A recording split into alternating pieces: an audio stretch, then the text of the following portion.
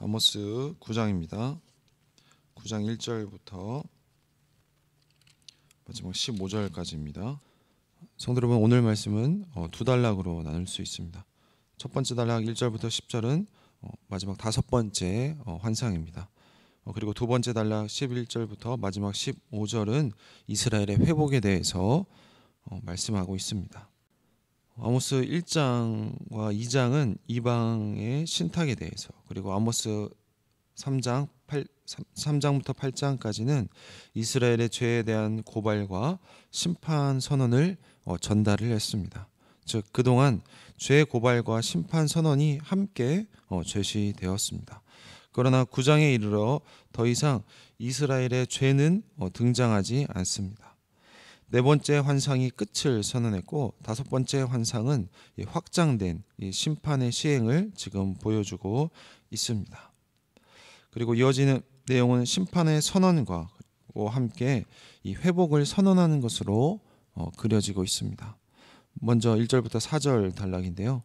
내가 보니 주께서 제단 곁에 서서 이르시되 기둥머리를 쳐서 문지방이 움직이게 하며 그곳으로 부서져서 무리의 머리로 떨어지게 하라. 내가 그 남은 자를 칼로 죽이리니 그 중에서 한 사람도 도망하지 못하며 그 중에서 한 사람도 피하지 못하리라. 하나님과 이 아모스의 대화가 생략된 채 심판 선언과 재앙에 관한 추가 내용이 계속해서 제시되고 있습니다. 이 다섯 번째 환상은 이방 제의에 참여하기 위해서 사람들이 이 우상의 신전에 모여 있는 상황을 지금 배경으로 하고 있습니다. 그때 하나님께서 신전에 기둥머리를 치라고 명령을 하십니다. 그러면 문지방이 흔들릴 것이고 사람들의 머리 위로, 즉 이 이방 신전이 무너져 떨어질 것입니다. 이것은 아모스가 전에 선포했던 바로 이 베델 심판의 실현이라고 볼 수가 있습니다. 이때 이방 신전에 모여있던 많은 사람이 죽게 될 것입니다. 혹 살아남다 해도 칼에 의해서 죽게 될 것입니다. 즉 아무도 이 죽음을 피할 수 없다는 것입니다. 아모스는 앞장 이 2장에서도 이 피할 수 없는 심판에 대해서 선포를 했습니다. 다만 2장이 사람의 초점을 맞추었다면 오늘 본문에서는 장소에 집중을 하고 있습니다. 즉 그들이 피할 수 있는 장소는 단 한 곳도 없다는 것입니다. 이 점을 강조하기 위해서 아모스는 같은 단어를 반복하며 눈에 띄도록 하고 있습니다. 즉 스올에 내려갈지라도, 그리고 하늘로 올라갈지라도, 그리고 갈멜산 꼭대기에 숨을지라도, 그리고 바다 밑에 숨을지라도, 주에게 사로잡힐지라도, 즉 이 하나님께서 내리시는 재앙을 피할 수 없습니다. 하나님의 능력이 미치지 않는 장소가 없기 때문입니다. 왜냐하면 하나님의 눈은 늘 지금 그들 위에 있는데 이번에는 복이 아니라 이 재앙, 심판을 위해서 그들에게 지금 주목하고 계십니다. 하나님의 눈이 멈춘 그들에게 하나님의 재앙이 임할 것입니다. 이렇게 아모스서는 이 서론과 결론은 피할 수 없는 하나님의 심판이라는 이 같은 내용으로 구성되어 있는 것입니다. 단락에서 하나님은 이 우상 제단에 대해서 심판 장면을 보여주고 계십니다. 이방 신전에 기둥머리를 치고 문지방을 흔들어서 무너져 내리게 하십니다. 거기서 살아남을지라도 하나님께서 끝까지 쫓아가 죽인다고 말씀하십니다. 스올과 하늘, 그리고 갈멜산 꼭대기에 숨어도 찾아내시고 바다에 숨는다면 뱀을 보내서 물게 하실 것입니다. 포로에서 겨우 빠져나와도 칼에 죽임을 당할 것입니다. 이 하나님의 심판이 얼마나 철저하고 준엄한지 보여주고 있습니다. 그동안 이스라엘의 복이 되셨던 하나님이 이제는 이스라엘의 화를 내리는 분이 됩니다. 이렇게 우상을 열정적으로 섬기는 사회, 그리고 사회 전반에 뿌리 내린 이 불의한 죄를 하나님께서 철저히 뽑아서 심판하시는 하나님은 우리에게 사랑의 하나님도 되시지만 공의로운 하나님이라는 것을 알려주십니다. 계속해서 5절, 6절 단락입니다. 주 만군의 여호와는 땅을 만져 높게 하사 거기 거주하는 자가 애통하게 하시며 그 온 땅이 강에 넘침같이 솟아오르며 애굽강같이 낮아지게 하시는 이요. 하나님의 심판은 온 우주를 통치하시는 하나님의 주권에서 나옵니다. 이 단락에 소개된 이 창조주 하나님은 바로 심판의 근거가 되는 것입니다. 땅을 만드신 하나님께서 땅을 만지시니 땅이 녹아내리고 거주민들이 애통을 하고 있습니다. 또한 땅이 강처럼 솟아올랐다가 가라앉기도 합니다. 마치 지진이 일어난 것처럼 땅이 움직입니다. 하나님은 전을 하늘에 세우시며 궁창의 기초를 땅에 두십니다. 하나님의 주권은 하늘과 땅을 포함하여서 온 우주에 미친다는 것입니다. 창조주 하나님은 바닷물로 지면을 심판하시듯 자연을 사용해서 불의한 세상을 심판하기도 하십니다. 이러므로 이 창조 세계에 어디로 피하든지 사람이 숨을 수 있는 장소는 없다는 것입니다. 하나님의 손이 미치지 않는 곳이 없다고 말씀을 하고 있습니다. 그래서 오늘 본문에서도 창조주 하나님은 이스라엘을 지금 심판하시는 분으로 등장을 하고 있습니다. 하나님께서 그들의 죄를 묵과하지 않으시고 자연세계를 운행하시어 그들을 심판한다는 것입니다. 그리고 이렇게 그들을 심판하시는 하나님의 이름은 바로 언약의 하나님 여호와 하나님이라고 소개를 하고 있습니다. 그래서 7절부터 10절 단락입니다. 여호와의 말씀이니라. 이스라엘 자손들아, 너희는 내게 구스 족속 같지 아니하냐. 내가 이스라엘을 애굽 땅에서 블레셋 사람을 갑돌에서 아람 사람을 기리에서 올라오게 하지 아니하였느냐. 아모스는 두 개의 지금 수사 의문문을 통하여서 이스라엘이 다른 민족과 특별한 차이가 없음을 보여주고 있습니다. 이스라엘은 구스 자손과 차이가 없으며 출애굽 사건은 블레셋이 갑돌에서 아람 족속이 기르에서 나온 과정과 다르지 않다는 것입니다. 우주적 주권을 가지신 하나님께서 주관하시는 일 중에 하나였을 뿐이라고 말을 하고 있습니다. 분명히 이스라엘에게 출애굽과 이 신의 산 언약은 중요한 사건이었습니다. 하나님도 이것을 부정하지는 않으십니다. 다만 하나님과의 이 언약 관계를 멸시한 이스라엘을 지금 다른 민족과 같게 취급한다는 것입니다. 하나님의 눈이 늘 범죄한 나라를 주목하여 보시기 때문입니다. 그리고 그 죄에 맞게 하나님의 심판을 내리십니다. 하나님의 우주적 주권은 이미 이방 신탁을 통해서도 드러났습니다. 그러므로 죄를 지은 이스라엘도 애일 수 없다는 것입니다. 그럼에도 그들에게 희망이 있습니다. 8절을 보시면 하나님께서 야곱의 집을 완전히 멸하지 않겠다고 약속을 하십니다. 이스라엘이라는 이 땅에 보이는 이 국가 체제가 무너져도 하나님의 나라는 무너지지 않는다는 것입니다. 하나님께서는 남은 자를 허락하시고 그들을 통해 새로운 세계를 기대하십니다. 이것을 위해서 이스라엘은 열방 중에 흩어져서 흔들리는 존재가 됩니다. 이 과정이 마치 이 알곡과 가라지를 거르는 채로 하는 이 체질의 비유가 되고 있습니다. 그러면서 9절과 10절에서 이 남은 자와 죄인들이 구별되는 것을 말씀을 하고 계십니다. 남은 자는 보존이 되지만 심판을, 즉 하나님의 심판을 부정하는 자들은 이 하나님의 심판, 즉 칼에 죽임을 당한다는 것입니다. 이 단락에서 하나님께서는 이 하나님의 심판은 이 주권자인 하나님께서 하신다고 말씀하고 있습니다. 하나님은 창조하실 뿐더러 뜻대로 이 창조 질서를 때로는 뒤엎는 분이라는 것입니다. 창조의 행위조차 되돌리실 수 있는 바로 주권자이십니다. 이스라엘을 구원하셨지만 그렇다고 불의한 백성을 심판하지 못하실 이유가 없다는 것입니다. 왜냐하면 그들은 선민이라는 이 특권 때문에 마치 자신들에게 면죄부가 있는 것처럼 행동했기 때문입니다. 이러한 이스라엘 족속을 만국 중에 흩어 그들을 체질한다고 말씀을 하고 있습니다. 그것과 가라지를 가르는 것처럼 애외는 없다는 것입니다. 자신들의 화가 미치지 않을 것이라고 안일하게 생각하는 모든 자가 하나님의 칼에 죽게 될 것입니다. 하나님께서 원하시는 공평과 공의, 그리고 인외의 사회에 대한 꿈을 저버리고 그들은 하나님을 버리고 우상 사회와 그리고 이기심과 탐욕의 열매를 맺은 결과라는 것입니다. 성도 여러분, 오늘날 우리는 어떻습니까? 오늘날 이런 하나님의 심판의 끝이 어디를 향하고 있는지 우리가 우리의 삶을 뒤돌아봐야 할 것입니다. 계속해서 마지막 단락 11절부터 15절 단락입니다.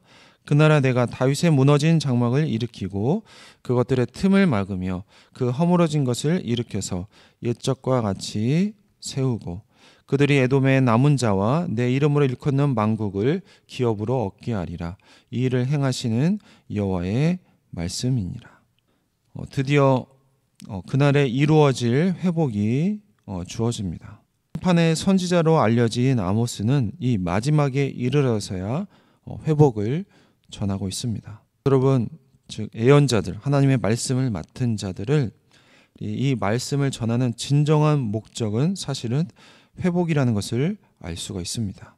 그들이 정녕 회개하고 하나님께로 돌이키고자 하는 것입니다. 그래서 바로 앞까지 심판의 날을 선포했던 아모스는 이제 회복의 날을 전파하고 있습니다. 하나님께서 무너진 이 다윗의 장막을 세워 주실 것입니다. 그래서 그동안 갈라진 그 틈을 메우고 파괴된 곳을 일으켜 세워서 옛적과 같이 지으실 것입니다. 그동안 이스라엘을 세워줄 자가 없었는데 이제 하나님께서 직접 세워주신다는 것입니다. 이러한 다윗의 장막이 다윗 왕조의 상징적인 표현이지만 이것은 남유다만을 지칭한다고 볼 필요는 없습니다. 지금 이 북이스라엘에서 활동하고 있는 아모스는 통일 국가를 기대를 하고 있습니다. 그러나 화려했던 다윗의 시대로 돌아간다는 의미는 아닙니다. 이 장막은 힘들고 어려운 여정에서도 하나님과의 언약을 맺고 하나님을 왕으로 섬기던 이 광야 생활을 지금 상기시키고 있습니다. 결국 새롭게 시작할 이 하나님의 나라를 지금 상징한다고 볼 수 있습니다. 따라서 이런 회복의 범위도 이스라엘을 넘어서 온 인류로 향하는 것을 볼 수가 있습니다.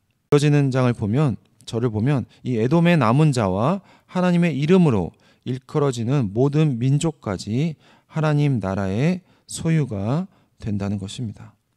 이런 하나님의 회복은 하나님의 심판에 지금 반전을 가져오고 있습니다. 하나님께서 내 백성 이스라엘을 이방 땅에서 바로 본 땅으로 지금 불러들이고 있습니다. 포로로 잡혀가는 것이 심판의 절정이었다면 포로지에서 이 돌아오는 것은 바로 회복의 절정을 이루는 것입니다. 계속해서 그들이 감소했던 수확량도 회복되는 것을 볼 수가 있습니다. 그동안 포도원을 가꿔도 열매를 먹을 수 없었던 이들이 이 포도원과 과수원의 풍성한 결실을 맛봅니다. 땅을 가는 자가 추수한 자의 뒤를 따르며 포도를 밟는 자가 파종하는 자의 뒤를 따릅니다. 이렇게 씨를 뿌리고 수확하는 데는 최소한 4개월에서 6개월이 필요한데 그것을 뛰어넘는 수확이 이루어진다는 것입니다. 심지어 이러한 풍성한 포도 수확은 산과 모든 언덕에서 단 포도주를 흘려 보내고 있습니다. 또한 황폐해졌던 성읍들이 다시 건축이 됩니다. 다시는 그 땅에서 뽑히지 않도록 하나님께서 그들을 심으신다고 말씀을 하고 있습니다. 자, 그런데 이러한 회복은 바로 하나님의 심판의 시행을 전제를 하고 있습니다. 불의한 이스라엘이 심판을 피해갈 수는 없다는 것입니다.